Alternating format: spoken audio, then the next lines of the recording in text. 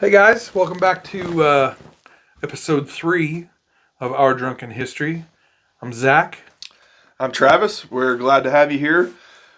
I think we've made a lot of improvements already. I think the last episode was even better than the first, and hopefully this one will be even better. Yeah, we're tinkering. We're tinkering with our microphone location, with camera location, lighting. After last week when we froze our asses off out here in the shed, we put a heater in, so you may see the lights dim out as the heater kicks on. Sorry, we're not going to get that cold again. Yeah. When we got out of here, there was ice. My bikes go into the shed when I'm not doing this, but there was ice all over the bikes and all over Travis's car out in the driveway. It was an uncomfortable experience. Yeah. You could probably hear it on the audio, but I had a stuff. It was so cold, my nose was running, and I kept trying to. Yeah. Man, it looked like a cat. It's like I'm trying to wipe it, but I'm not trying to make it obvious for the. Yeah, I had for part of it, I had a snot rag on my lap, so I apologize for that.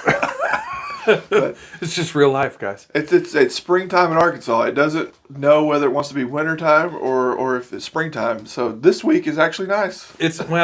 Today was windy as shit. But it has been really nice. We're supposed to be getting into tornado season, and we've already had a pretty active spring. Yeah. With the tornadoes, but next week we're supposed to get hit Monday, Tuesday, Wednesday. Yeah, they're calling for some severe weather next week, so we'll see how it goes because you never know. Wish us luck in the shed. Yeah. There's that saying: if you don't like the weather in Arkansas, wait 5 minutes because it'll change. You know what I've learned? Every state has that saying.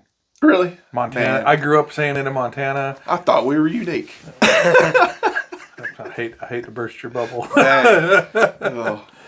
Oh. Today is opening day of Major League Baseball, and I wish I would have waited for my baseball story. I'll have another at some point. Oh, yeah. But to honor baseball, even though the Yankees game got postponed due to inclement weather, I'm wearing my Yankees hat.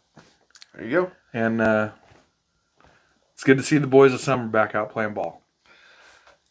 I don't watch pro baseball a lot, but I do follow. I really enjoy college baseball, and Arkansas is always really good at college baseball. They are, man. Old Dave Van Horn's an awesome coach. Arkansas played Florida today. Whooped up on them pretty good. They did. I watched it.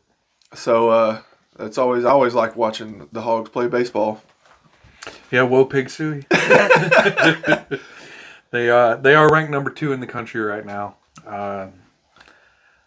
Going to be another year in Omaha. That'd be great. Yeah. I've gone to 1 game so far this season, but I will go to more.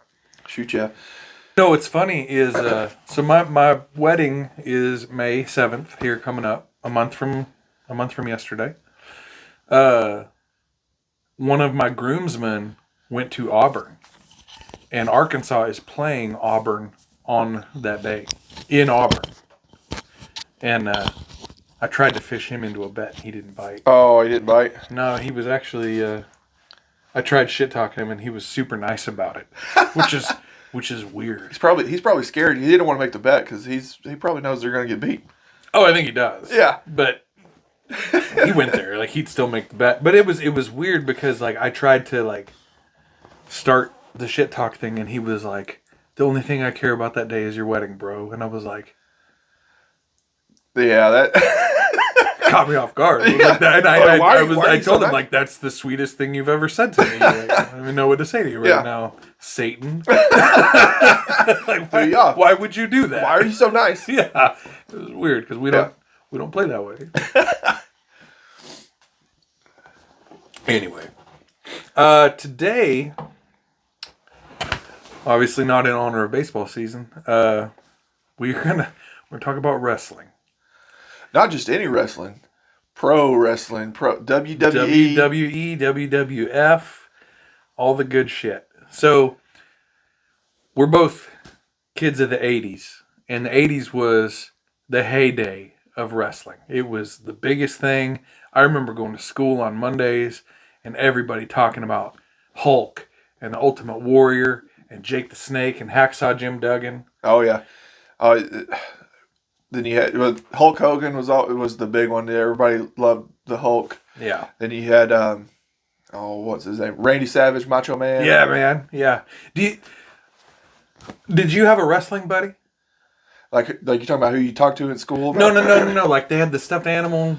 Oh, no, I some of my friends had them because they were way more bigger wrestling fans than I was. Some of them had the Hulk Hogan like pillow looking doll thing. That's the wrestling buddies. Oh, okay, yeah. I had the Hulk Hogan one. My cousin had the Ultimate Warrior. I think they originally came out with 4. I'm sure they probably released more.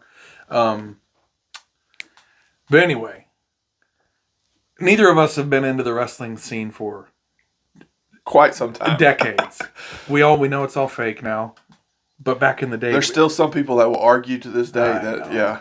But when you were a kid, like, that shit was real. Oh, yeah. And it was, like, the coolest thing in the world. WrestleMania was a thing. Yeah. I don't know if that's even still a thing anymore. I think it still is. I have to do some more research on that, but I think they still do the Monday Night Raw and the WrestleMania and the. I know. Just from deployments, AFN for some reason covers the shit out of wrestling. Yeah, they show that like 6 days a week, and I don't know why. I guess it's a big draw. Yeah, I guess they like the drama. But it's probably cheap enough to put on AFN. I don't know. That is true. Yeah, they got some great commercials on it. Oh, the AFN commercials, man.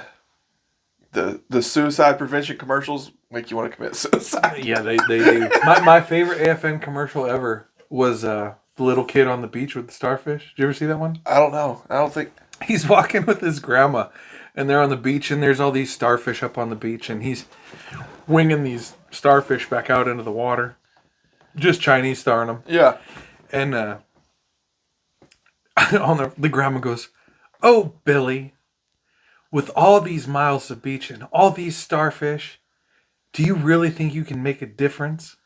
And he picks one up and he flips it out of the water and he looks at his grandma and he goes, "I made a difference to that one." It's the dumbest shit ever. What is that even advertising? I don't know. That one little act of kindness can make it. I don't like a fucking domino effect. I don't know. It was a bad commercial then. It's a bad commercial now if it's still on. But it was one that stuck with me. I'll remember it till the day I die. It was a life lesson apparently.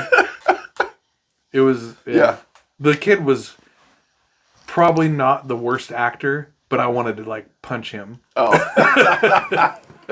It was Billy. And the grandma was terrible. They couldn't even get like Betty White would have been great. Oh, Betty White, yeah. It was discount Betty White. Discount Betty White. Yeah, dollar store Betty White. Man. Anyway, she was a national treasure. I tell you what, Betty White. Yeah, she was great, man. She was the golden girl. Well, and she was witty and hilarious. Even up till the end. The end, they did interviews when she was just weeks before she passed, and she was still just giving them hell whenever doing. Did you ever see her house? I guess they just put it up for sale a couple weeks ago. Really, I didn't know that. No. Really nice place out in Malibu. Oh, okay. I don't know if it was in Malibu. She probably bought it when it was like $20,000. I think they got it custom built. Yeah. Yeah, great place. Awesome house. Man. Great view. Yeah. She deserved it. Old Betty. Old Betty. Sitting there on her back patio looking at the waves crashing there in Big Sur. Oh, yeah. Paying a lot in taxes. Paying a shitload in taxes. She was a good lady, though. Yeah, she was. Anyway. Right, so what is this week? Who is our subject of the week this week? As I said, it's Wrestling Week. And one wrestler that we have not mentioned is who we're gearing towards. The one, the only, the eighth wonder of the world, Andre the Giant. That was a mountain of a man. He was 7'4", 555 pounds when he died. And I'm going to math the shit out of you guys here today. And I did all my calculations. Pull a Matt Damon and science the shit out of it. I am. That's right.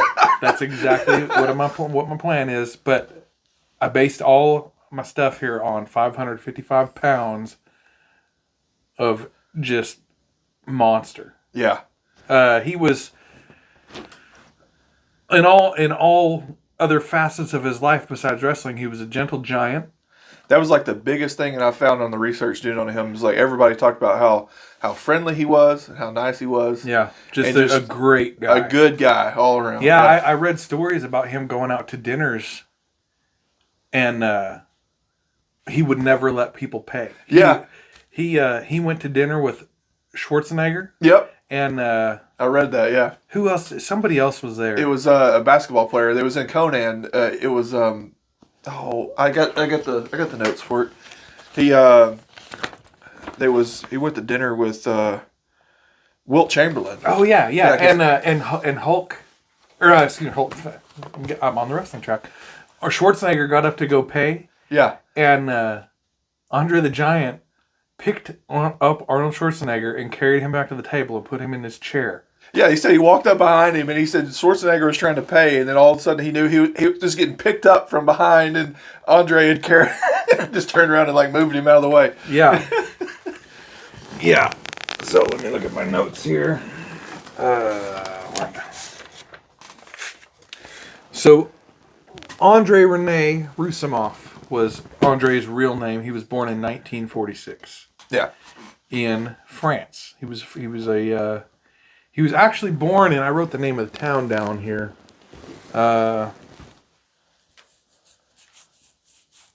Colomiers is the name of the town he was actually born in, even though he was billed from Grenoble.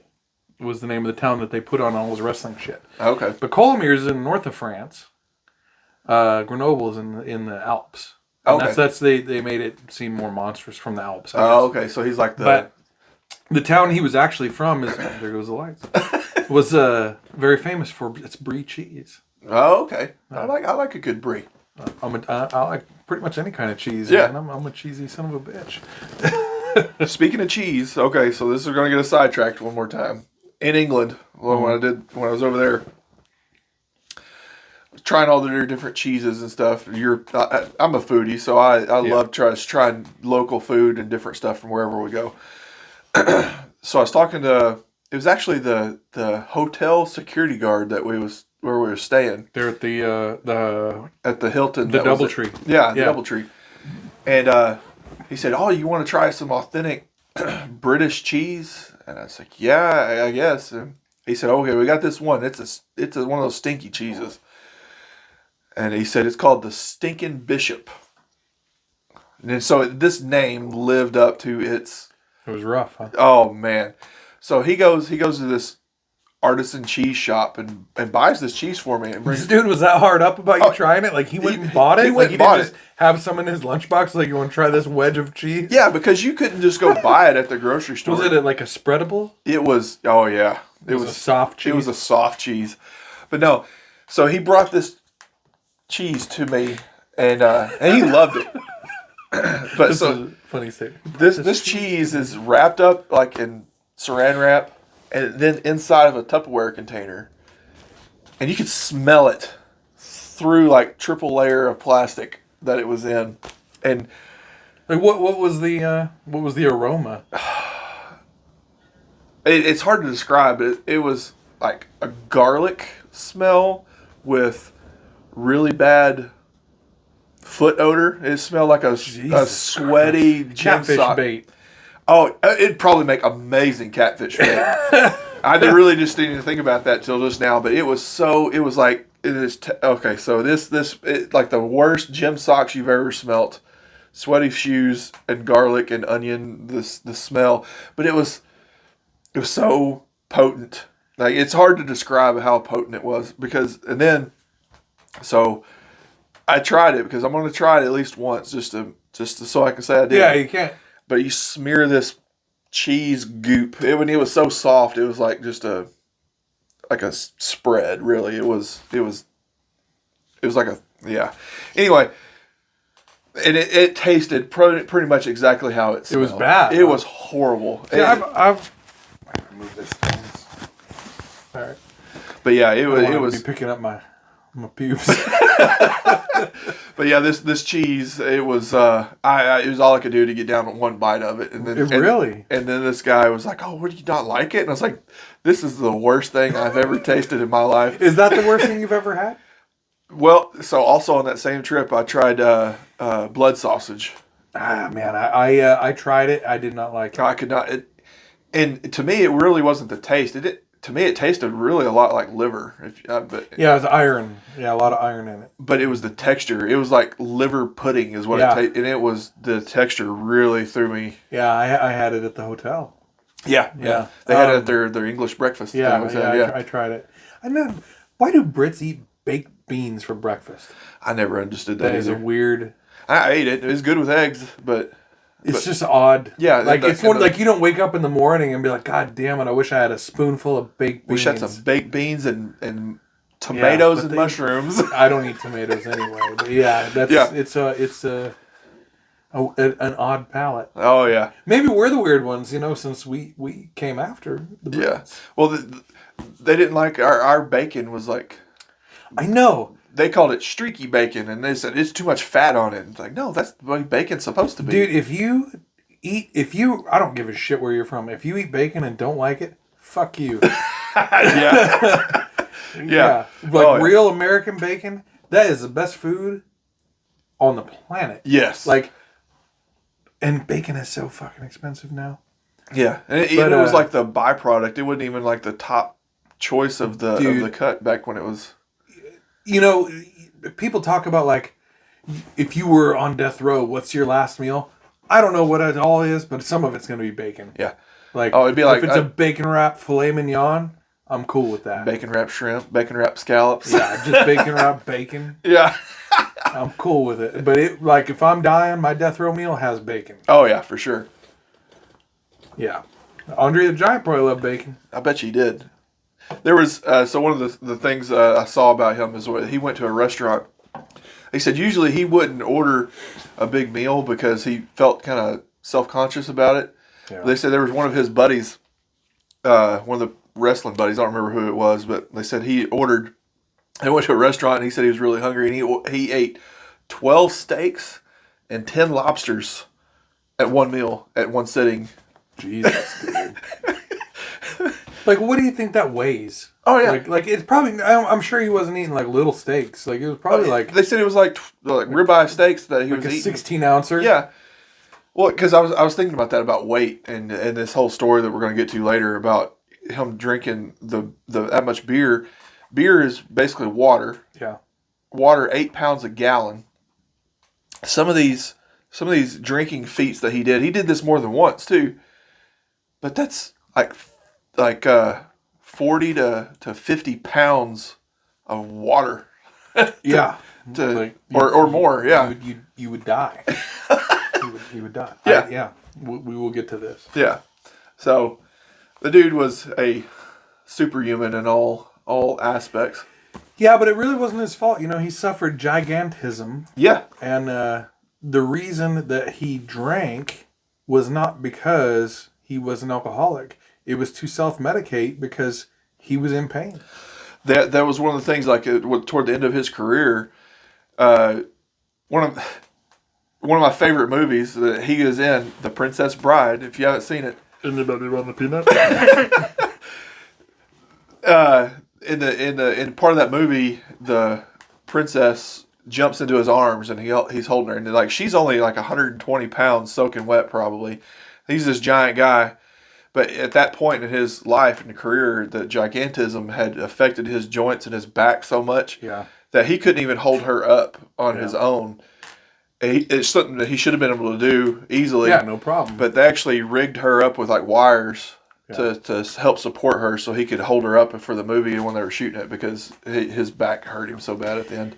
Yeah, I know a lot of it too was his wrestling background was you can't be 7'4", over 500 pounds and take that kind of impact.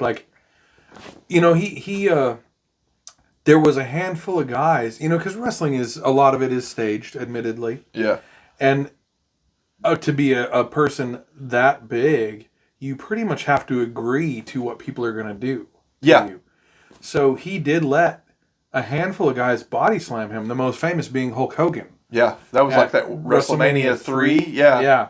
And do you know why he agreed to let Hogan win that? I think it was Because like he was wanting to he didn't want to be the champion, and he wanted to kind of take a step back from it for a while or something like that. He wanted to take a step back because his body was just destroyed, and they made it seem, and it actually, that was the third time Hogan had slammed him. Yeah. So the first 2 times was pre-national coverage. Yeah, it was like more local. It wasn't nationally televised. Yeah, one was in Pennsylvania and one was somewhere else where it was just regionally broadcast. So, but Hogan, he had agreed 2 weeks before to let Hogan win and body slam him. Yeah. And he trusted Hogan. They were great friends in real life. That was what was crazy, because him and Hogan were great friends in real life, but in the WWE or WWF at the time. They got sued by World Wildlife Fund. That's why they had to change their name, by the way. They were like enemies for the show, for the wrestling. So they were bad wrestlers, the good guys, bad guys. Your bad guys are called heels. They call them turning heel. I don't know where that came from. I did not research that, but that's what it's called. Yeah, yeah, because that was the whole thing. It was like Hogan was the good guy, I guess, and they built Andre till he became Hollywood Hogan. Yeah, and then with the New World Order. Oh yeah, and they had the markered in, and he had the black beard markered in on his face. He looked so fucking dumb. Oh yeah, but I was a Hulk Hogan guy, man. I liked Hogan. Man, whatever that is slamming out there, something that's real windy tonight. So if you guys are picking up on that noise, sorry for your luck. maybe one of these days, if the channel gets popular enough, we might be able to afford like some soundproofing and maybe actually make a studio. But for now, you get this plywood shed. I think it's pretty good though. It kind of matches our personalities though. Now that we got the heater in here, it's great. Oh yeah, it works so much. It's still chilly, but it's way more comfortable. Yeah, definitely not freezing our ass off this week. No, that was brutal. Anyway, Andre the Giant was born in France, and he started wrestling in Paris. He moved to Paris, and started doing like the European circuit, did a little New Zealand stuff, and came over to the States. And he got big quick. He got, He got big. He was unintended. He was big already. Yeah. You know what I mean. Yeah.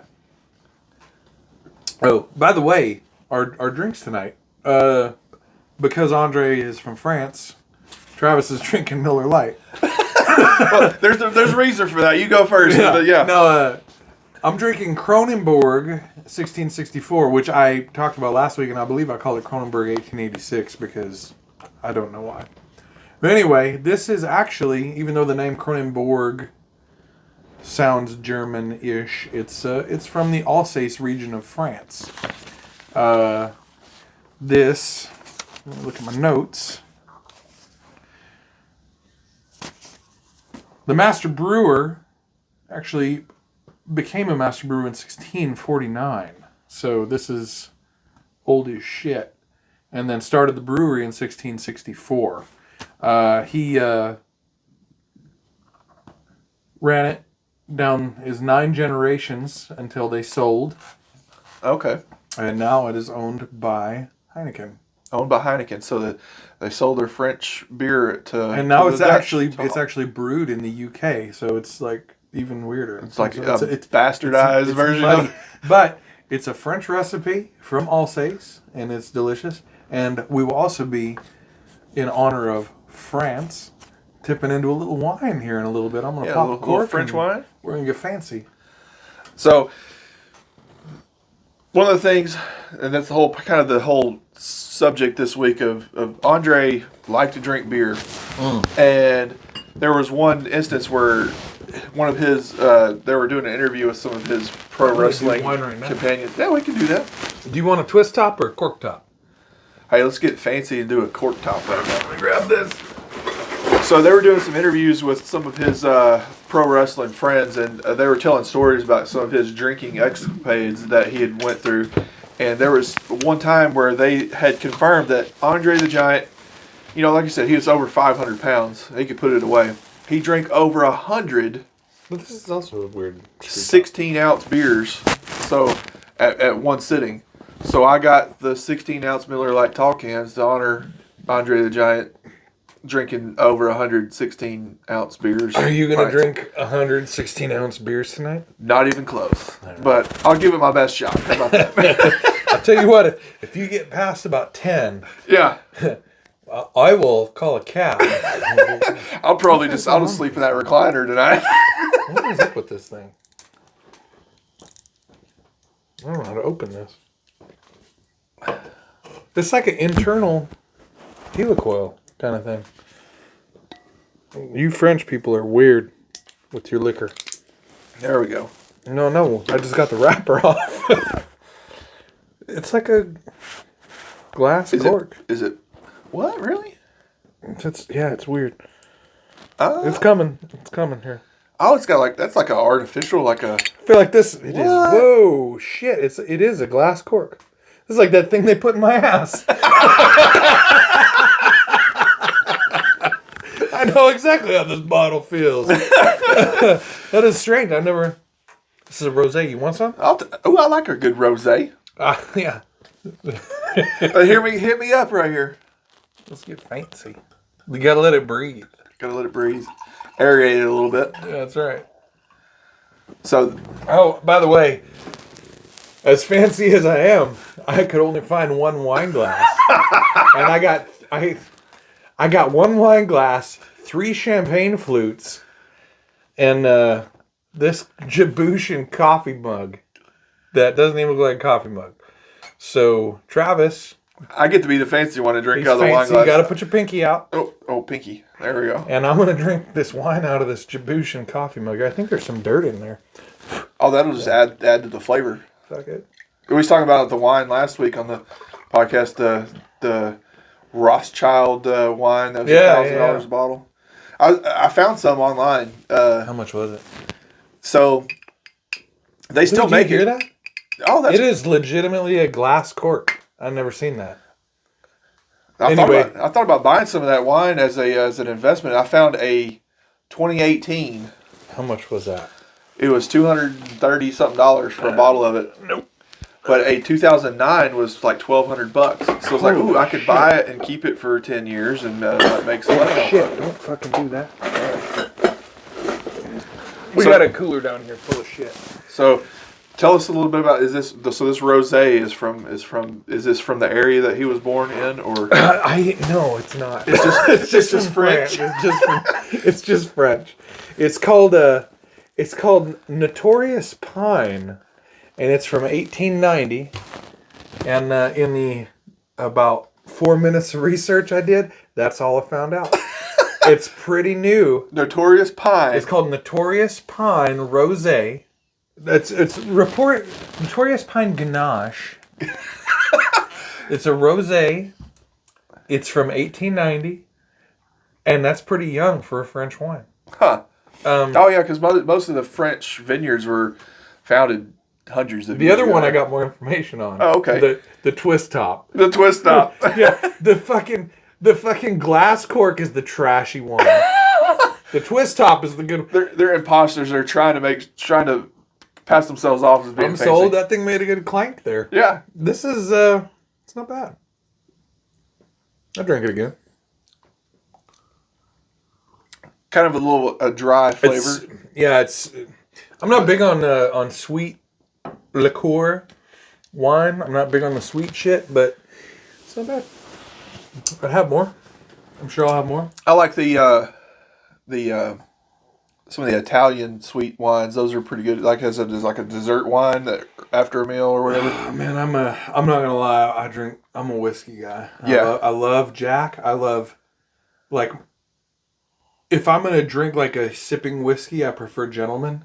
But I have no problem just old number 7 trashy trailer park Jack Daniels on ice, not cutting it, no nothing. That shit is just water to me. I love it. See, I can't sip Jack. I don't know. It's just for me it's too harsh to sip. I'll shoot it. Back to old Andre. Oh, Andre. So I read a lot of Andre the Giant drinking stories, and they were all wild. And it's not that the guy got crazy. It's just the obscene amount that he could drink. Yeah, just him from being so... It's unfathomable, the amount of beer or wine or vodka that this guy could some of the consume. Wine. Yeah. It's from the Princess Bride. Inconceivable. He drank a flight from the States to Japan for a wrestling match. He drank them out of vodka. And the whole airplane drank the vodka. He drank it all himself. He used to routinely drink like 6 bottles of wine. And then go wrestle. Yeah, it was before a wrestling match, and there was one like one of those matches against Hulk Hogan. He drank like 10 bottles of wine before the match, and nobody could tell. Yeah, and he went out there and wrestled, and then they drank more afterwards at the after party. Yeah, it's amazing. Yeah, I did read where Andre drank 156 beers in one sitting, which is crazy, but there's no measure of time with that sitting. So it could have been... Well, there was one I saw, he'd sat there for like 8 or 9 hours. He had, him and another really big guy, I don't remember who it was, another 7-foot tall wrestler. They had short guy. Yeah. They had this beef where they were going to see who could drink more, and they sat there for 9 hours, and both of them drank like... But that's one of those where he drank like 150 beers in one sitting. Well, the one that stuck out to me as the most ridiculous, impressive, whatever word you want to use. Do you need a refill on your wine, or? I'm gonna get another refill here in a minute. Let me grab the bottle here because this is about to get real. About to get real. There, have you some notorious pine? I think it's notorious pink. No, it is notorious pink. My apologies. Grenache. I started drinking before we started this thing. The notorious pink Grenache. Fuck that all up. It's from 2020. We'll put a picture of this up on the video. That cork is awesome, though. That is a pretty neat cork. I think the sucker's in there pretty tight, too. Yeah.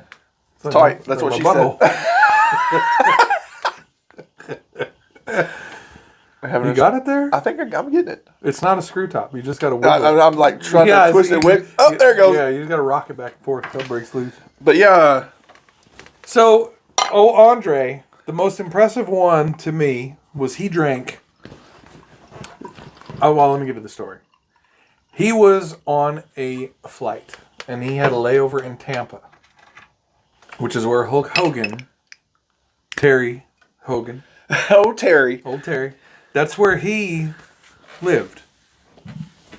And Andre had called him and said, hey, I have a layover. This is pre-crazy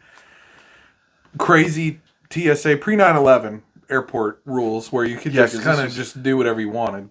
Yeah, this was like in the 80s, wasn't it? This happened? Yeah. But yeah, he called him and said, hey, I got a layover there in Tampa, so why don't you come and have some beers with me? And by the time Hogan had left, he was visiting his mom, is what he was doing. And by the time he left his mother's house, got to the airport, they had 45 minutes before Andre had to head to the new gate to catch a flight. Yeah. And in a 45-minute period, Andre the Giant drank 108 12-ounce beers. Well, have you ever seen a picture? There's some pictures online, and we'll put a picture of this up on the video. Of the hand around the beer? Of him holding a beer in a normal 12-ounce beer can. It looks like, have you seen the little... It looks like you're holding a D-cell battery. Yeah, and his hand is completely... Yeah. He can almost make a beer can disappear in his hand. It's all encompassing. It's crazy. Yeah. But I was going to do the marker board thing here. And show you my math because it was good. The math checks out. But the math checks out. You're gonna have to trust me. And I did this beforehand, so don't get mad. Because I'm gonna be looking at my notes here. Where's the other? I got one more piece of paper here somewhere. Oh, here it is. It's up against the heater. There you go. I found it. Yeah. We can cut that. Sorry, guys. I apologize. My paper fell off. So. What this comes down to is I had a I had a hard time trying to figure out how to measure size of a person. Now, I'm going to move this thing around again. My initial gut thought was mass. Yeah. Right? Because mass never changes. But it's really difficult to measure that because mass is measured in pounds. Yeah. And it wasn't definitive enough. Yeah, well, because the weight, your size could vary depending on your density. So like something that weigh the same, like a pound of bricks versus a pound of feathers. And I kind of, so I have a hard time with some of this, but this was basically the best I could do without having access to a lab. Yeah. But I tried to figure out how to measure like the actual size of a person. Yeah. And volume is the way to go. Like that's how big you are is your volume. Well, because weight is going to change depending on like you weigh less than on Mount Everest than you do in Death Valley. It's because your gravitational force, you're closer to the center of the Earth. Yeah. And that's just how shit is. Well, it's like when you're in the military and you fail your weight test, they put you in the tank and you can do a volume test. So, yes. And so this is where... That's where the bodybuilders, they actually make their... Yeah, because they're more dense. So the normal average human being is 8.3 pounds per gallon, which is... basically the density of water. That's about... Well, it is, but it's heavier than fresh water, but lighter than salt water, which is why you float.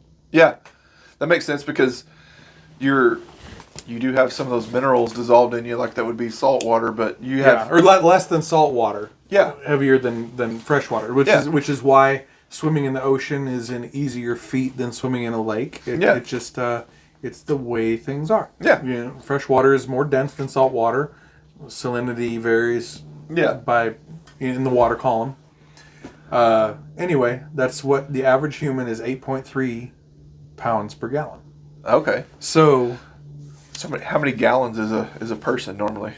I don't know. I don't know. I would have to sit down and do more math. I need more notes. Yeah.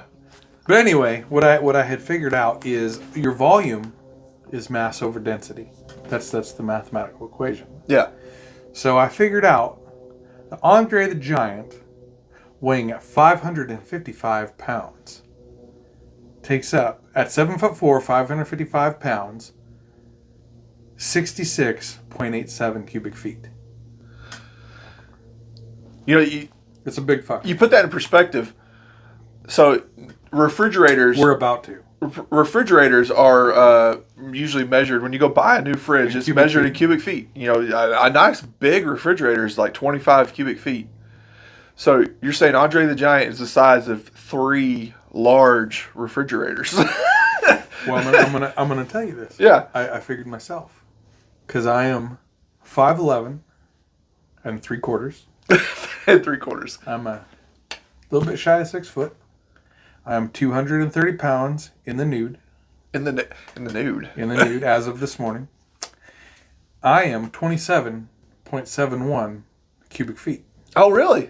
So I am... So you're a whole refrigerator. I am a whole refrigerator with an ice maker.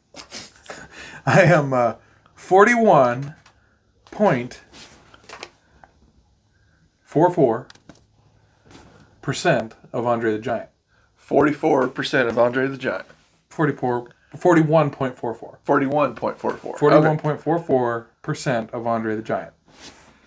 Wow. So it would literally be more than 2 of you to...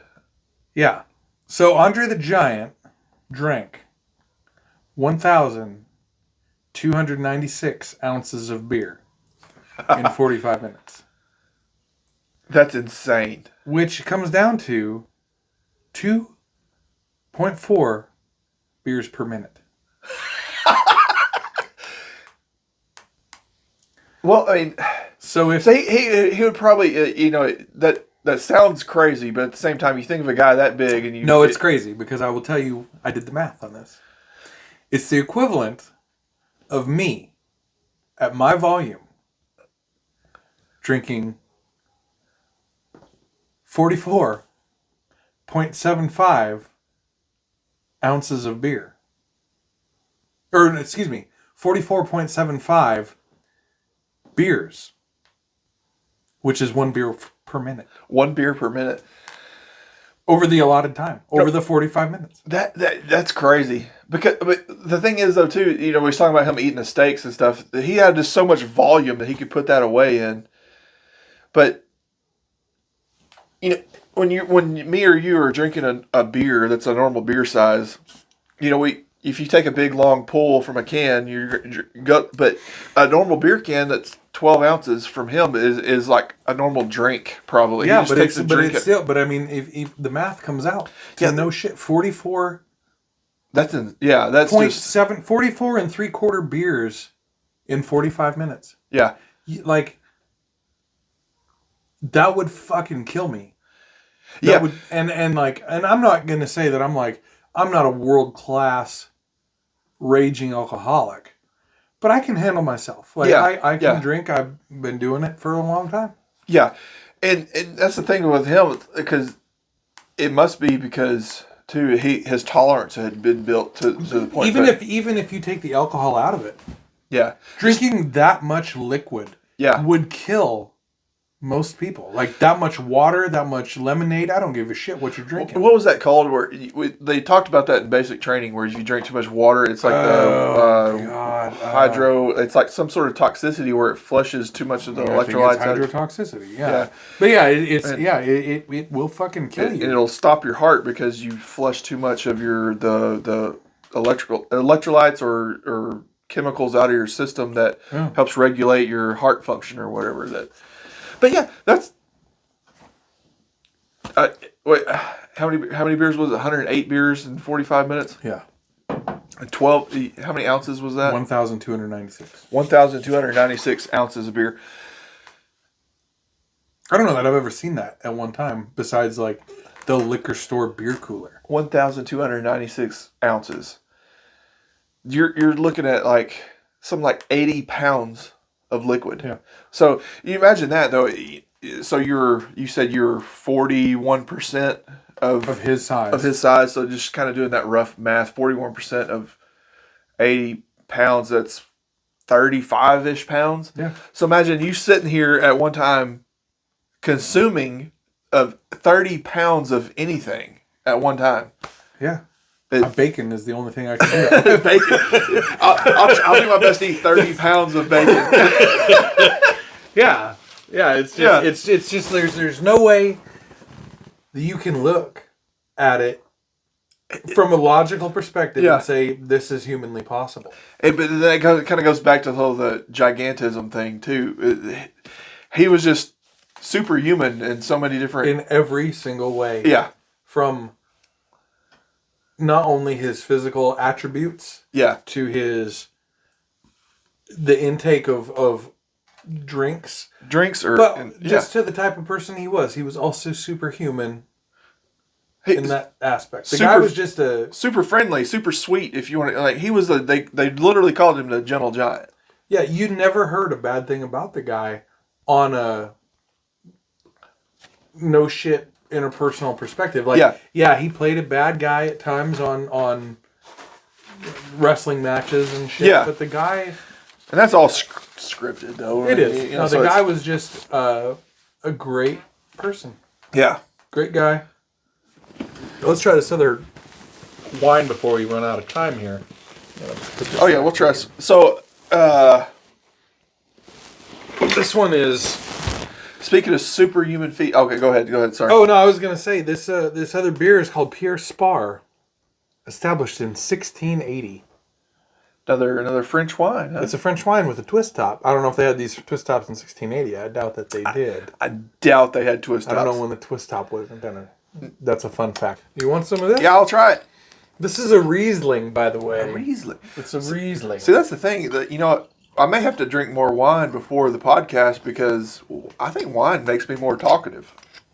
Wine is lovely, but wine will give you a fucking hell of a hangover. This is just like the Kronenbourg 1664. This is from the Alsace region of France, owned by, well, not anymore. The guy's dead, but perfected by Pierre Spar, who it was a family recipe passed down for several generations on a 175-acre ranch, and then later they purchased the neighbors, and it became 380 acres of French grapes. French grapes. I'll be honest, man. I besides the grapes at Walmart, the only grapes I ever had were in my grandpa's yard, and I think he grew those by accident. But they were good. They were the green ones. I know the big thing around here in Arkansas, which they have a few different wineries here in Arkansas, but I like this better. It's not as sweet. Yeah, the other one was good. Don't get me wrong. This was definitely more dry. Whatever pink. What's it called? Notorious Pink. Oh, should I put this one out Grenache. there so people can see? Yeah, here, guys. Oh, yeah, we can put that up. Sorry. This one, we're going to put this Pierce. This is from 2018. It says the Grande Reserve, which I believe means the Grand Reserve. There we go. Yeah, we'll put some. We'll put a graphic up on the video for it. Yeah, it's good though. It's this one. Yeah, I like this one better. I think this is more my speed. But a lot of there's several types of muscadines here, which is basically like a wild type grape. There's a few commercial wineries here that make muscadine wine, which I grew up. My grandpa made homemade muscadine wine. It was Did he really? From wild, and it was great because when I was a kid, it's crazy because it's one of those things where you'd probably be shunned on for it, but I remember when I was a kid and having the flu or a really bad cold, running a fever. Yeah. So I grew up poor, and Mom would give us a glass of Grandpa's homemade muscadine wine. Put you right to sleep. To put us to sleep to help us rest. I know when I was a baby and I was teething, like my grandma would rub whiskey on my gums. I've heard about the just dip your finger in it and rub it up. Yeah. Yeah.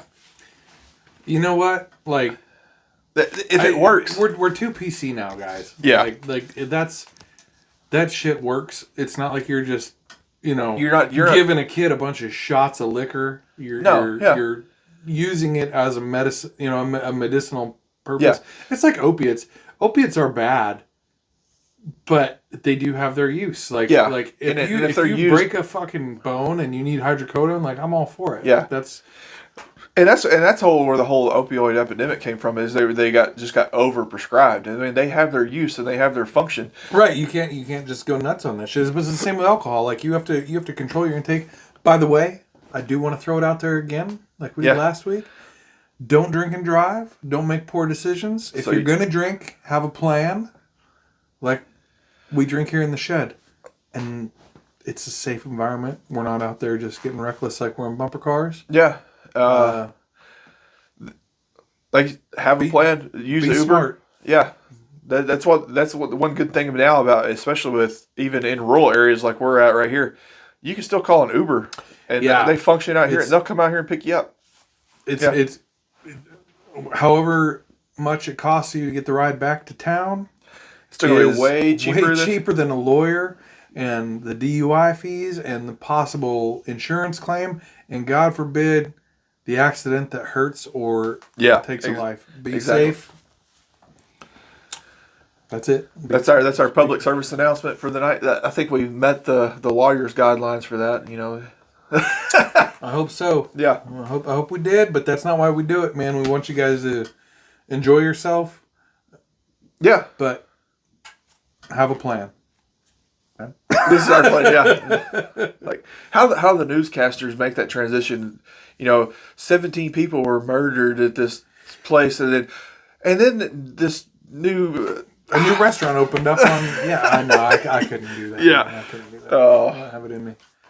That's why I'm not part of the news. Yeah, I also don't have the looks. Don't have the looks. I'm not smooth looking. Yeah, definitely don't have the voice for it. as I don't either, man. I got a shitty voice. I hate hearing myself. I think everybody does. Though. I think it's one of those things where, it's like instinct where you don't like hearing yourself. I don't know why, but it's weird, right? You don't like hearing yourself, but you do like smelling your own farts. It's like, ooh, like roses. I had meatloaf for lunch today. You know what the worst fart in the world is? It's a shower fart.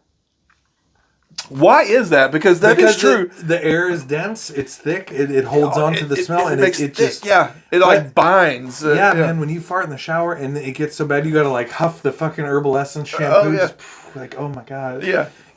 That's like the only time you ever really stink yourself out is in the shower. Yeah, or in the car. Sometimes in the car, I've stuck myself in the car. You're in an enclosed space. Yeah. Okay, so here we go. You never want the recycled air on during the fart. You don't want to get that in that cabin air filter. Yeah, you gotta hit the window and get that Smell out that there. one next time.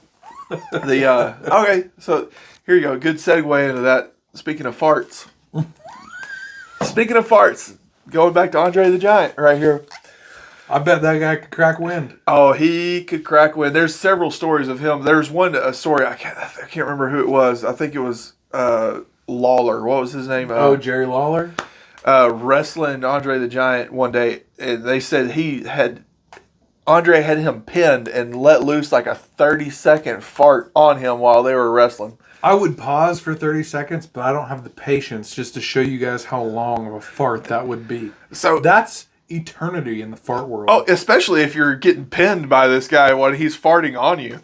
But so not quite as long, not quite as bad. So going back to the greatest movie of all time, Princess Bride. I have never seen that, by the way. And that's a crime in itself. You've got to see the movie. I made my kids watch it a couple months ago. I will. I'll watch it. So during the filming of the Princess Bride, there's this scene where they're being real dramatic scene, and they're saying their lines.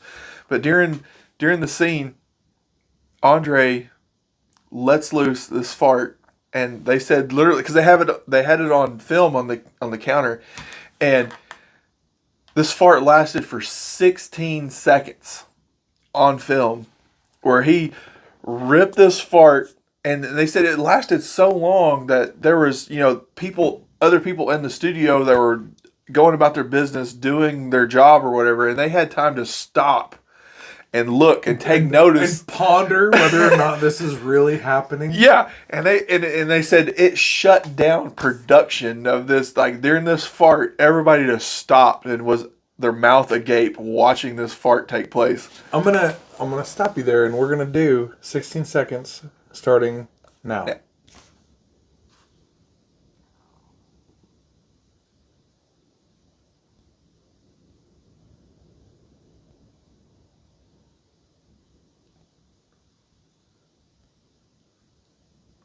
That's a long fart.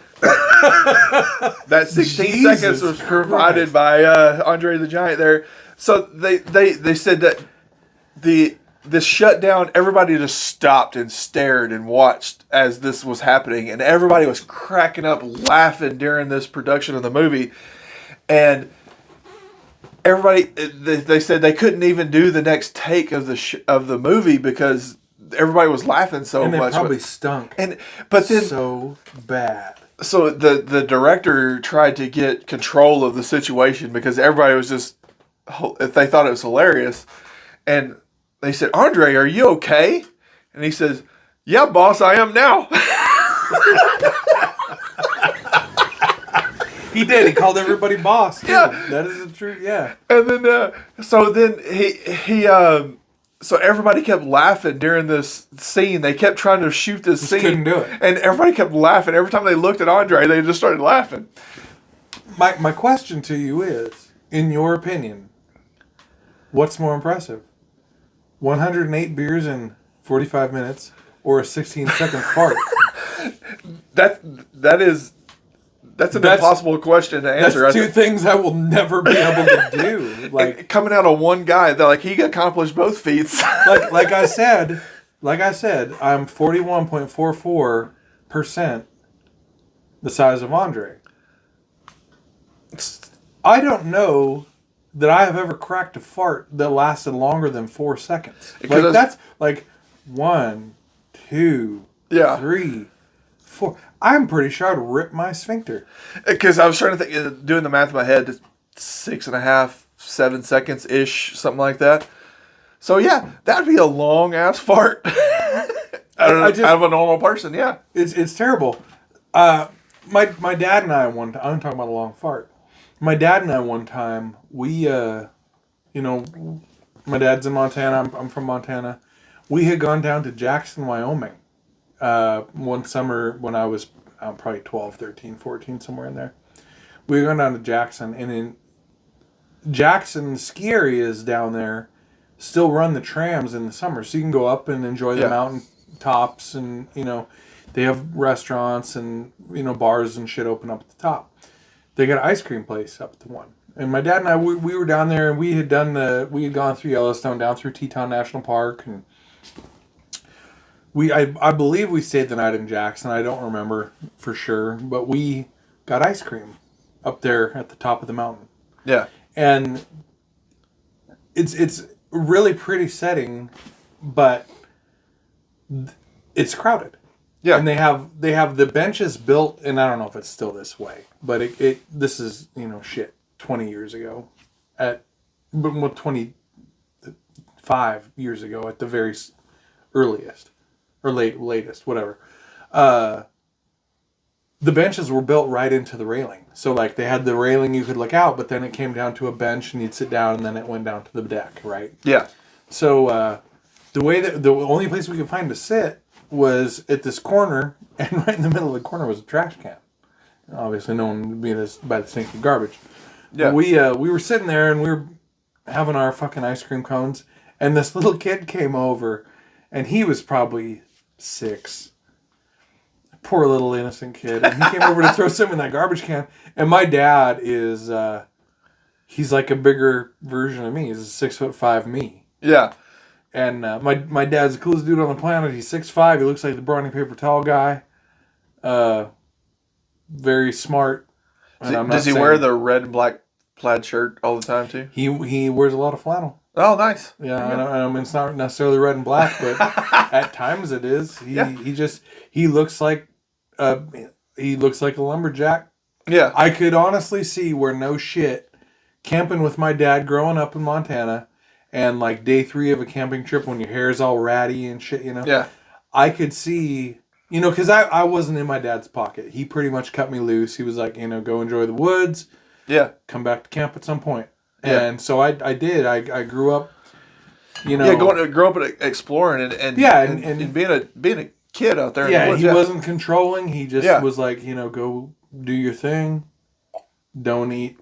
Be careful. Yeah, don't eat the mushrooms. Yeah. Like, go have fun. Yeah. But there's times where I could see him through the woods, and he had this red sweatshirt that he would wear, and it had it was the face of a bear on it. And I remember when he bought it, we were in Yellowstone. It was in it was either Cody or West Yellowstone. I can't remember that part for sure, but it was faded.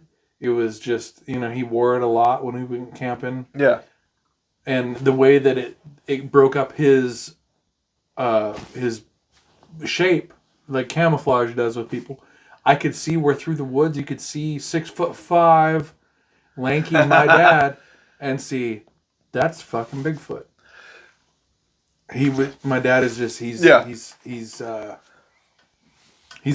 long dude. He takes big strides, and he walks with a purpose, and you can see like that's Bigfoot. Like I saw that guy.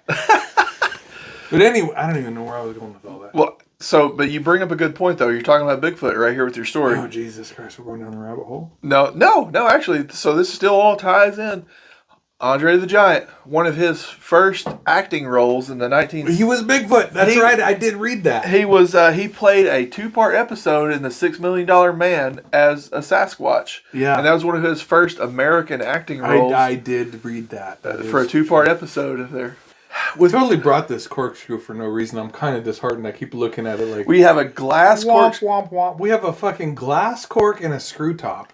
And I brought this really cool... combination corkscrew that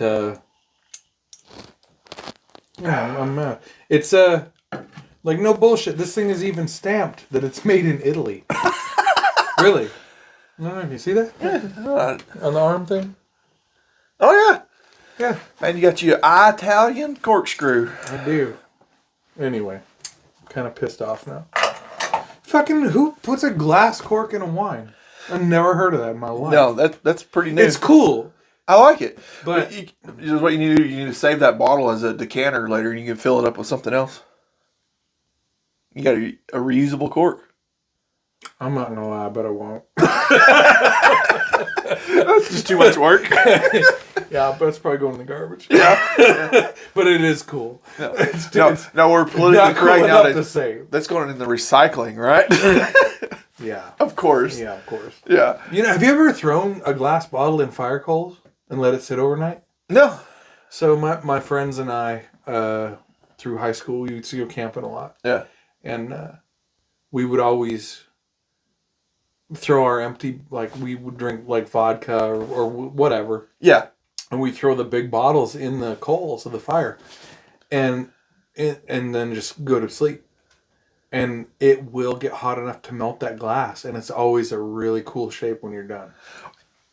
That's actually as crazy as like Etsy is nowadays. Yeah, that almost sounds like something that people would buy. It's Dude, like some weird ass shaped melted bottle. Do you remember that movie Sweet Home Alabama?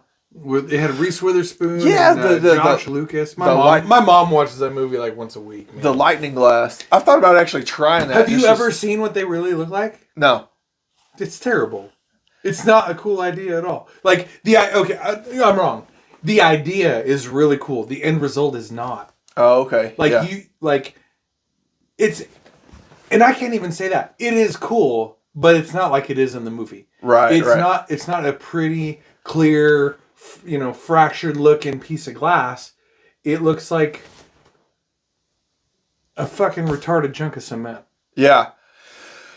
And it would be a neat conversation piece, but you're not going to put it in your kitchen. Right, yeah. You're going to put it in like your man cave or your hunting shed or whatever. Sense, yeah. But it's like, it's one of those things where like...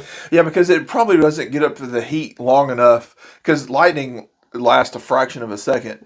Right. So it may melt the sand at a point, but it's not going to melt it. It can hold it there consistently long enough to actually make clear glass. It's pretty in its own right, but it's not like the classic, beautiful lightning bolt. Yeah. I got the hiccups now. Fucking wine gets me. Have you seen the... I think it has a name for it, but it's where they... basically get like a welder with like 200 amps of current, and they put it on on a piece of wood. Yeah, it does the. So I was gonna do that I was gonna do a headboard like that. Yeah. Here because this is not safe at all, but you can take the magnetron out of a microwave. Yeah. And hook it up to nails. Yeah. So you pound a nail in, and the way you do it is you pound a nail in one piece or one end of a piece of wood, and pound a nail in the other, and then you put your positive and negative in it. But it's better if you wet the wood. Yep. You mix baking soda with the wood or with the water. Water, for an electrolyte. Yeah. But so there's actually been woodworkers that have accidentally killed themselves from doing this because it's beautiful woodworking because it makes the electrical pattern through the wood and like lightning going through the wood and it burns it in there. But if you accidentally touch that piece of wood while it's doing this process, you're the ground. You will electrocute yourself with like several thousand volts of electricity. So I don't know if they do it down here, but it happens in Montana every couple of years. Have you ever heard of people shocking up night crawlers? Yeah. Oh yeah. So people will go around with a car battery and hook up each end to a probe and shove them in their front yard, or backyard, whatever. And the electrical current will make the night crawlers come to the surface. They'll sell them or take them fishing, whatever. There's people here every year that get arrested for shocking fish. that happens. People die shocking up worms with a car battery in their front yard. Like it happens. That's what pisses me off though, because you get mad about people dying from car batteries. No, about So it's illegal for us to go out there and shock the water and shock up fish, but the Game and Fish goes out there and shocks fish to do fish studies.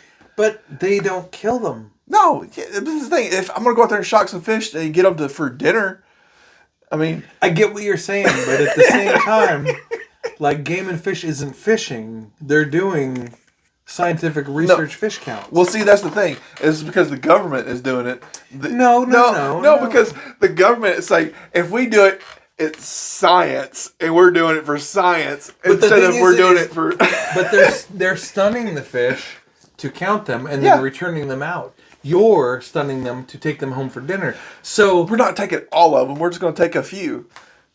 But you are going to take a few. Steve is going to take a few. Joe is going to take a few. Mark is going to take a few. Yeah. And then there's none left. That's true. And that's the point is if fucking Fish and Game, whatever guy, he shocks him, does his fish count, tags a couple, cuts a fin off, makes some science. Yeah.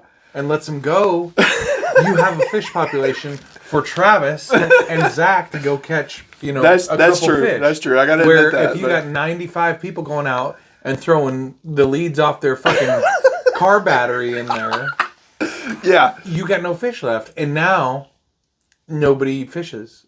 Yeah. And it just shits on everything. So Keisha, she lived down in Florida for a few years. She lived in a motorhome down there. Okay. On the beach. Yeah. Like, just what a great life. But she went down there to visit 3 years ago maybe. And she brought back some grouper. And I've always heard good things about grouper. Yeah. We have not cooked it. It's still in my freezer. Oh, dude, that grouper's good, man. And I want to cook it, but I'm afraid it's freezer burned. But I don't know. So I'm going to have to make a trip back down. My best friend lives down in Tampa now. He just took a job. He's a groundskeeper with the Tampa Bay Buccaneers. Oh, that's freaking awesome. Yeah, he did. And we both got stationed in North Carolina. We became roommates. And then we deployed together after we got out of the Air Force several times. Yeah. And he got married. He's from Denver. Well, he's from Colorado Springs. He got married in Denver. Moved down to Florida with his wife. And took a non-deployment job with the Tampa Bay Buccaneers. Wow. Yeah. So he, I mean, fucking asshole. Oh, man. So I have to see if he can get Well, he'll be up here for the wedding, so... See if he can get some tickets to watch a game or Well, I was telling him, and, spring training just ended because the season started today, and I was... The George M. Steinbrenner Field is right across the street from Raymond James Stadium. Yeah. So he's I don't know if he won any games yet. I haven't talked to him. See if he can get old Brady on the podcast. Well, it's funny we joke around because he now works for the Buccaneers. Yeah. And I am a one share team owner of the Green Bay Packers. So we were talking about who's going to make GM first. So, like, this whole Brady situation and Bruce Arians getting what a weird. Is Brady going to be like a player coach like they used to do in the old days? Man, that would be so cool. I just don't see it happening in today's NFL. Yeah. I hope he does. And if anybody could do it, it's Brady. The guy is... Well, he's been around long enough. He probably knows every... And his brain works at a speed that not many people's brain works at. Like, the guy just is superhuman in his own right. Yeah. I hope he can pull an Otto Graham and be a... a player coach. That'd be really cool to see this day and age. I just don't see... with the speed of the game, what it is today, with the size of defenses, with the, and I'm not going to say that the guys back in the day, the Sling and Sammy Baugh era, they had plays that they ran, but they weren't as complex as the plays that we run today. Yeah. They didn't have players that were, the guys back then, they played football, but they had day jobs. They had Well, there's so real, much deception now in the way and it's a lot of it is because you have guys like a Tyreek Hill, who are Olympic speed athletes, who guys like Devontae Adams who are so fast off the ball that they don't have to use their hands in the blocking situation. Their feet do the talking, and they can beat you anywhere. They're the guys back then that played football. It's an amazing era. They were tough as nails, and I give them all the respect in the world. But there were not players like there are today. It just wasn't the speed that it was now. There wasn't the speed. There wasn't the science that went into the game. There wasn't these. You had guys like Lombardi who coached, and that was it. There were position coaches, but there weren't like the assistant to the traveling quarterback's coach. There weren't these specialty positions that they had this assignment. The guys today, the football is just taken to a different level today that I don't think. Yeah, it's to the extreme nowadays. It's almost too much, but it's for one person to be able to break down and to analyze at one time. I just it's not playground ball anymore. It's a science, and there's guys that could have made it from back then, and I'm not saying that maybe all of them would have. I don't know, but there wasn't the breakdown that there is today. Yeah, and it wouldn't be an easy transition. Yeah. So you could take those guys and maybe run them through the same things that go on today. The rigors are just so much more. Yeah. And Brady, the guy is old enough to be a grandpa. I mean, in real, like, no bullshit. For real shit, yeah. The thing is, like, if anybody was going to be able to do it, it'd be him. Him, or my second guess would be Peyton Manning, and he's retired already. But but that's the thing that Peyton doesn't have, and no offense to Peyton, the guy is he's world class in his own accord, but physically he couldn't do it, and it's the hits he took, it's the life, like, it's what it is. Brady had those just incredible New England offensive lines, and he'd never got. And I know he got hurt. I know he missed, a season due to injury. I get it. Matt Castle benefited so much off of Brady being hurt, but he just didn't get beat up enough to where the guy can still play in his 40s, which is incredible, and still play at a MVP level in his 40s. Well, it's like I was originally wondering if we was going to be able to, like, how much time we was going to be able to cover with this subject, but it's been like, it's a good one. Yeah, it's been really good. It's been fun. Yeah. Andre the Giant is there's he lights the fuses. Oh yeah, that go in different directions. Okay. So here's one. So we'll cut this in somehow, somewhere. So I just want to tell this one. So during the so at one point it was Andre the Giant was drinking at this hotel in Pennsylvania. He was there for a wrestling event, and another one of his things where he drank like 100 beers at one sitting or whatever, and he passed out in the hotel bar of this. This is one I did not hear about. Okay, so let's see here. I'll look it up. So this other wrestler, the Fabulous Moolah. Do you remember who she was? No. I have no idea. She wrote this autobiography. I bet that sold 4 copies. Yeah. So she talked about this time that Andre the Giant drank 127 beers in a hotel bar of this hotel in Reading, Pennsylvania. Reading. Okay. And he passed out in the lobby of the bar, but he was so fucking big that nobody could move him and get him. They just let him lay. So they let him lay there until he woke up, and then they woke him up eventually, and he was able to go about his business. Stumble his way on. So do you know? Do you remember the Big Show? Yeah, that was another one I got on here. Yeah.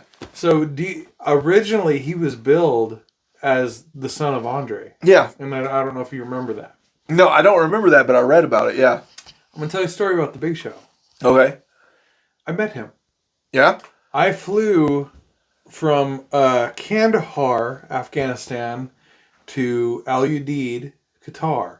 Okay. With the Big Show, Vince McMahon, and two of the girls who wrestled. Kelly was the one's name. I remember, yeah. And the other was Eve Torres was her name. Okay. And I got another one about Big Show here in a minute. Yeah, go ahead. Well, I met him. I flew with him. And it was me and another a buddy of mine that I deployed with. And there was like 4 other military people and then the wrestlers. And we flew on a C-130. And several of you have probably flown on C-130s. It's not a small number of people that have been on those planes over the years. Yeah. You're not exclusive. Those planes suck a dick. For those of you that don't know, you sit in a cargo net that is basically hung up between bars. You fucking strap yourself in. It flies. They call it a combat landing, where you're juking and jiving and fucking holding on for dear life and trying not to get shot out of the air. And people throw up, people black out. You hit your head. You don't. The whole goal is you don't die. And if you land on the ground and you walk off the plane, it's a fucking good mission. That's what a good landing. Any landing you walk away from is a good landing.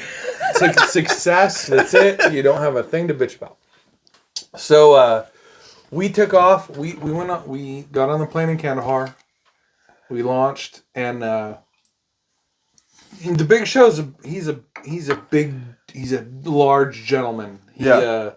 I don't know how tall he is. He's like 7'2", 7'1".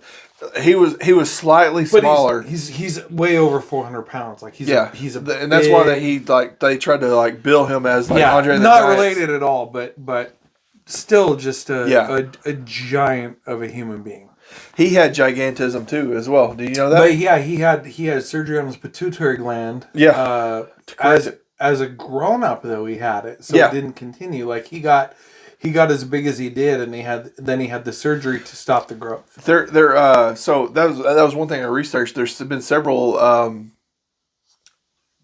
people of notoriety that have had this same issue that Andre did. Him being one of them. Like his real name, I can't. I'll look it up. Anyway, Big Show, he had it. Yao Ming, have you heard of Yao Ming? Yeah, the basketball player for the Rockets. Yeah. I did not know that's what he had. He had same thing, and he had having to have surgery while he played for the NBA, and he was like 7'6". Yeah, he was a big dude, and he actually was still growing at the time, and he ended up electing to have the surgery to. So is it like a lobotomy? They're going through your eyeball. Thing here, or I don't know exactly how they did it, but they went into the and removed part of his pituitary gland, and they had like a tumor on it. And that's usually what actually happens with these cases, is there's either a tumor or some sort of abnormal growth with the pituitary gland, and it causes that gland to produce excess HGH. Oh, that makes sense. And the human growth hormone, and it causes them to, because normally as you grow, your HGH levels taper down. And you reach your adulthood, and it kind of pretty much caps off. But with these people that have this abnormality, the HGH continues to be produced, and so that's one thing. Like I researched. People in history or people that have had the same gigantism problems. So the largest person in the world that has been documented is Robert Wadlow. Is the dude who was 8'11"? 8'11".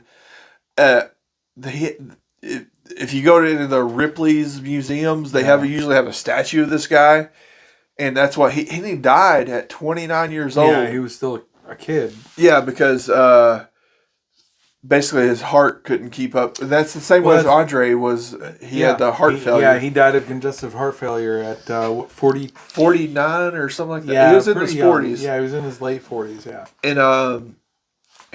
but there's been some people like Yao Ming and like the Big Show.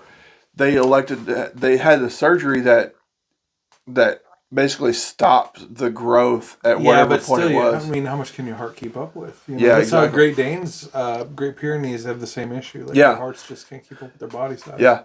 So they have such a short lifespan. He was able to. There's a few other celebrities. I mean, actually, I looked at the list and I was expecting to get just a few results, A handful of people, and it was actually way more results than what I was actually expecting. Yeah, one of the first cases. Well, so they actually, if you want to go way back in history, if you want to get on the religious side of it, on the story, David and Goliath, they really suspect Goliath of the Philistines because most of the average height of them was mid 5 foot. Yeah, people were little. And but he was, some stories, depending on whether you look at the Judaism side of it versus the Christian side of it, that he was either between like 6'9" or 9'9", depending on what. That's a hell of a range. Well, depending on what story and depending on what. You got to decode that.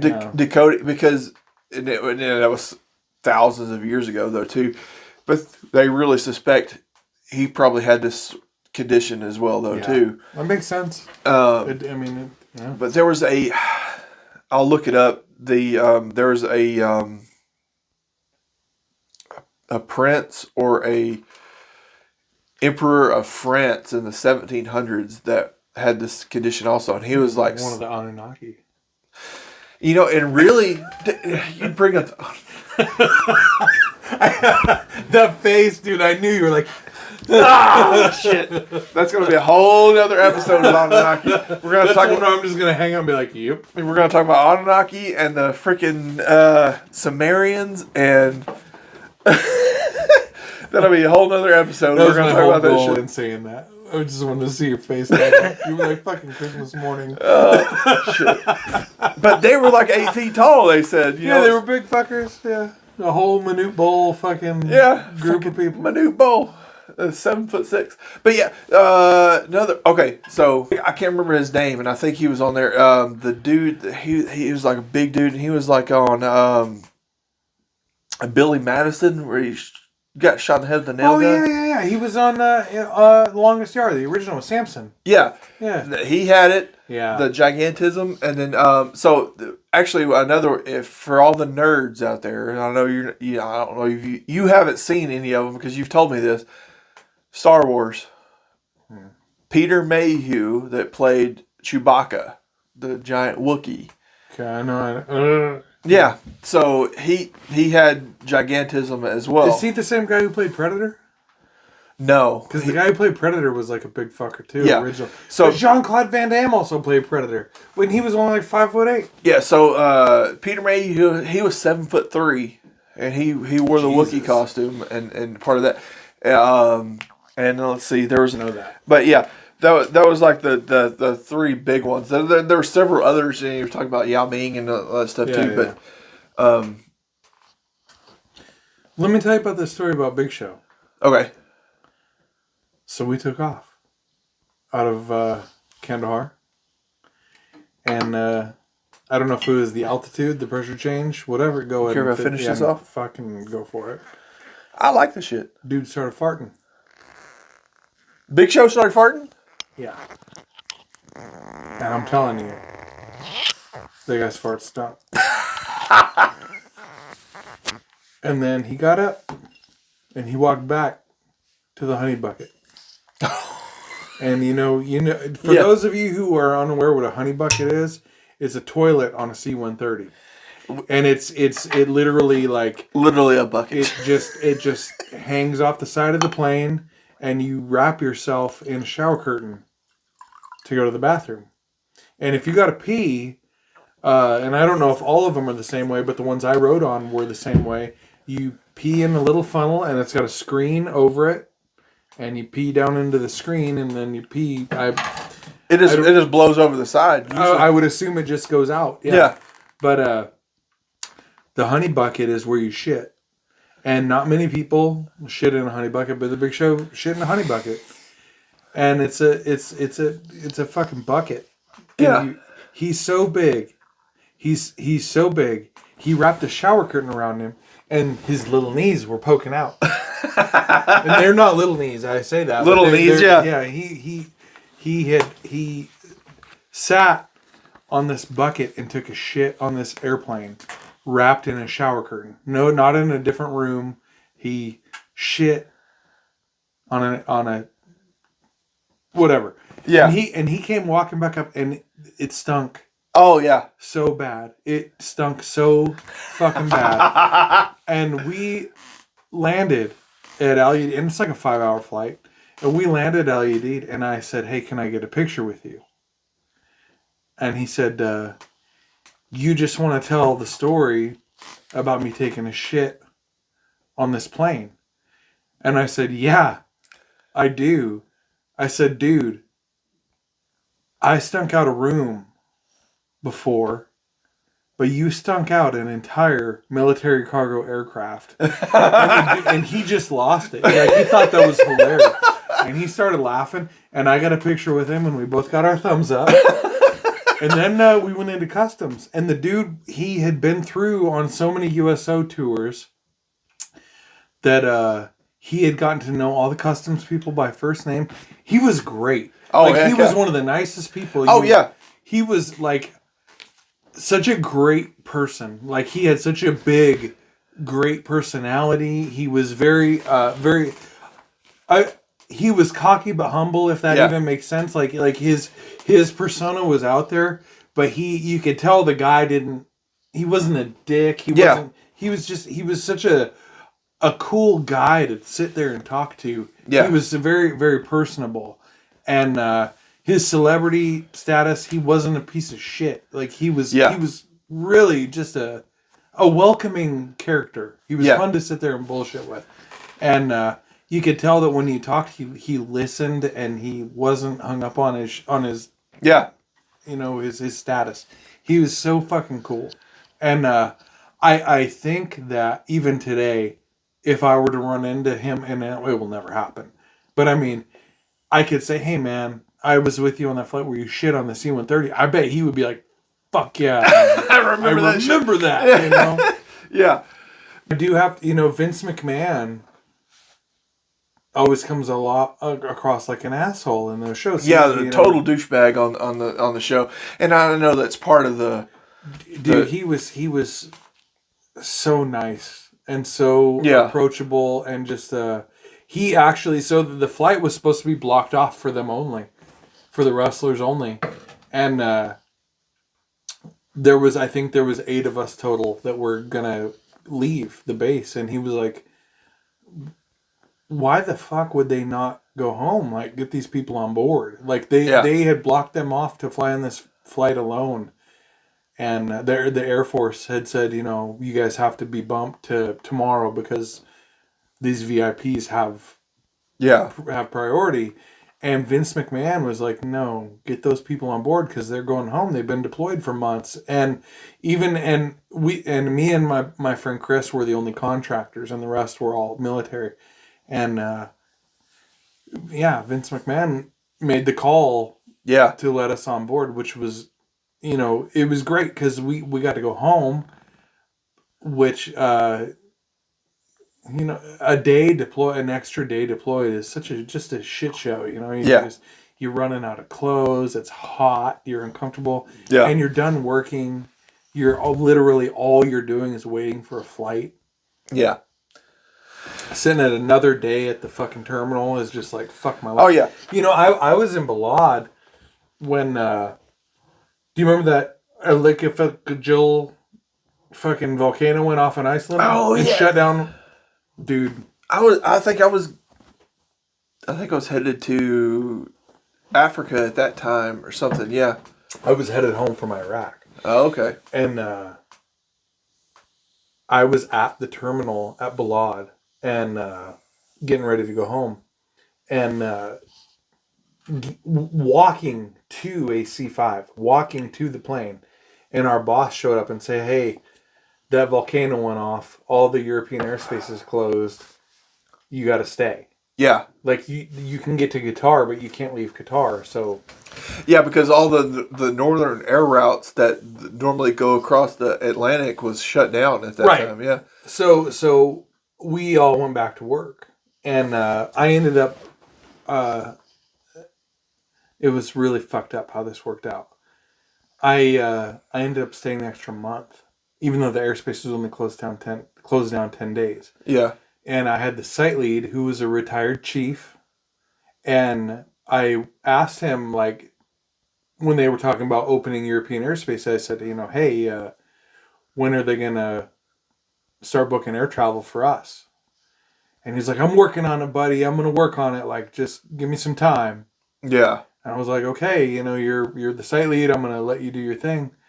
And like a few days went by and people started flying out.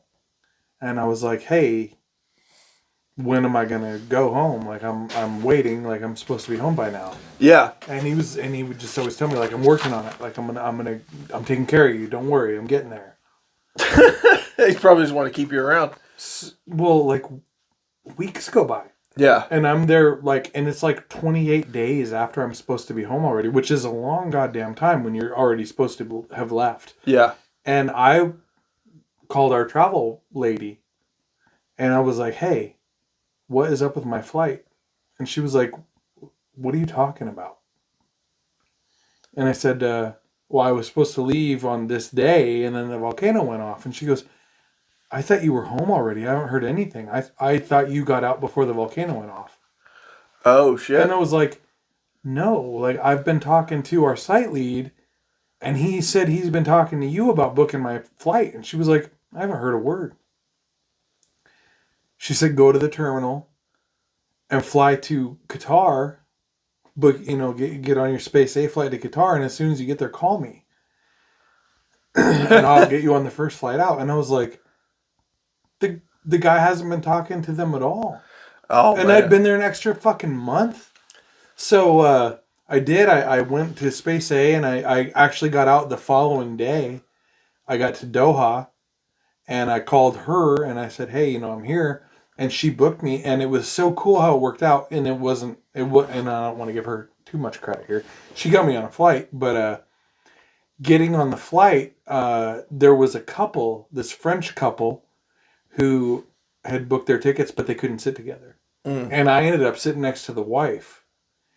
And she said, hey, and I had like a good seat. It was like a fucking aisle seat and whatever, economy plus. Yeah. And she said, hey, I don't want to be rude and ask you, but like, can you switch seats with my husband? Because, we want to sit. And I was like, yeah, of course. Like, you guys should fly together. What the fuck are you doing not flying together? Yeah. And the dude was in just like a butt crack seat. It was like a fucking middle seat on a crowded flight. And I was like, whatever, go sit with your wife. Well, there was a flight. It was on an Air France flight. And the flight attendant dude, steward, I guess. Is what they're. The steward. He pulled me aside. He called me out and pulled me aside. He was like, hey, like, that was super nice. Like, I can't upgrade you. I would upgrade you if I could, but I can't. But what I can do is middle of the flight, if you want to come up to business class, like, you can't sit down, but if you want some free wine, like, come up. Oh, heck yeah. And I was like, fucking, I'll stand there the whole flight. I did, dude. Yeah. I stood there for like 4 hours and drank wine. And all the business class people would come over and be like, what are you doing? I'd be like, I'm drinking this wine. And they're like, can we have wine? I was like, yeah. So we all drank. I drank wine. We all stood at the side of the plane and drank wine together. It was hilarious. The one time it was freaking great. I was coming back from Ethiopia, and I'd checked into my flight, and they said, "Hey, today's your lucky day. I'm gonna upgrade you to business class." I'd never flown business class ever anywhere. And I flew from Ethiopia, from Addis Ababa to Frankfurt. Yeah. Business class on Lufthansa. Oh, great. Dude. That's great. And it was like, I never experienced that level of service. it's another world. Yeah. It's a whole nother world. And like, as soon as I boarded the airplane, they were giving me like the champagne and orange juice, freaking the mimosas and stuff as we got on there, and then it really is a whole other world. The steak dinner that we got. I flew when I was stationed in North Carolina. I went up to Billings to visit family, and I flew home. Well, I'd say home. I flew back to North Carolina from home, and they upgraded me to first class because I was active duty military, which was really a cool gesture. Yeah, it did not work out.